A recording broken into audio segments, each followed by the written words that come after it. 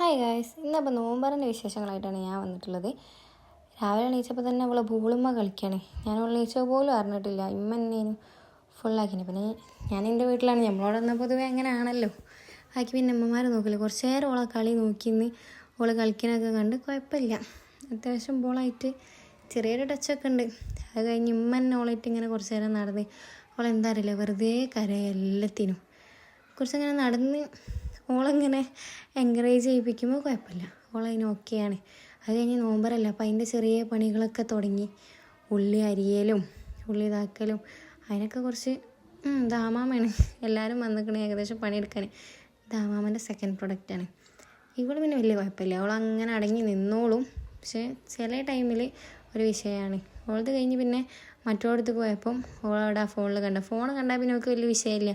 അതിൻ്റെ ഇടയിൽ ഇന്നെ കാണാൻ പാടില്ല. പിന്നെ ഇവളടുത്ത് തന്നെ എത്തി നമുക്ക് മുടിയൊക്കെ വാറിനടുത്തോളം സെറ്റാക്കി നിർത്തിയത്. ഒരു 2 മിനിറ്റ് കൂടുതൽ ഓള് അടങ്ങി നിൽക്കില്ല. പിന്നെ ഒക്കെ ഓരോരോ കളികളാണ്, അതിമ പിടിച്ച് കയറലും.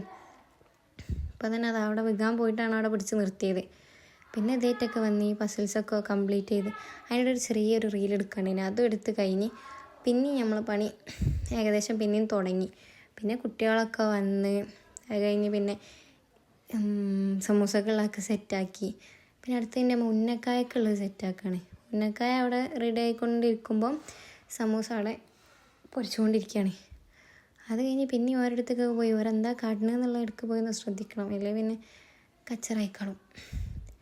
പിന്നെ ഞങ്ങൾ തറവാട്ടിൽ പോയി എന്തോ സാധനം കൊടുക്കാനോ എന്തിനോ ഒന്നാണ് തറവാട്ടിൽ പോയത്. പിന്നെ തറവാട്ടിൽ നിന്ന് ഇത് ആമാമൻ്റെ ഫസ്റ്റത്തെ ആമാമൻ്റെ കുട്ടിയാണ്, മൂത്ത കുട്ടിയാണ്.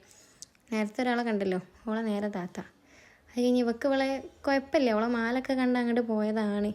പിന്നെ കുറച്ച് നേരം അവിടെ ചിരിച്ചും കളിച്ചൊക്കെ നിന്ന് ഇവളെ മൂഡ് റെഡിയാക്കണം, അതാണ് വിഷയം. അത് കഴിഞ്ഞ് പിന്നെ ഇതിൻ്റെ ഇത്താത്തൻ്റെ കുട്ടിയാണ്, താത്ത മീൻസ് മൂത്താപ്പൻ്റെ മോള്.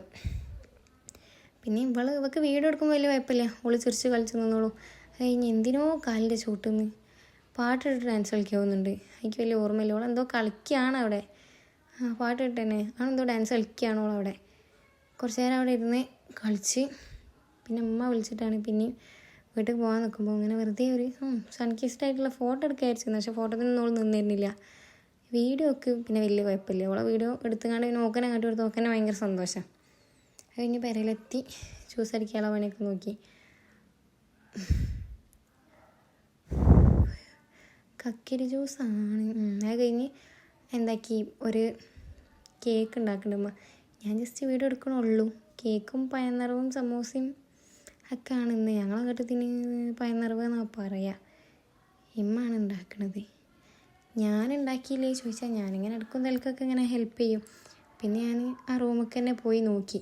അപ്പോൾ ഇവിടെ ഇവരെല്ലാവരും കളിയാണ്, വലിയ കുഴപ്പമൊന്നുമില്ല. എൽസായാലും വലിയ പ്രശ്നമൊന്നുമില്ല. ഇതിലുള്ളത് തറവാട്ടത്തെ കുട്ടികളാണ്. അത് കഴിഞ്ഞ് ഞാൻ വത്തക്ക കരിയാനൊക്കെ കൂടീനി. പിന്നെ സമാമ് വരുന്നു.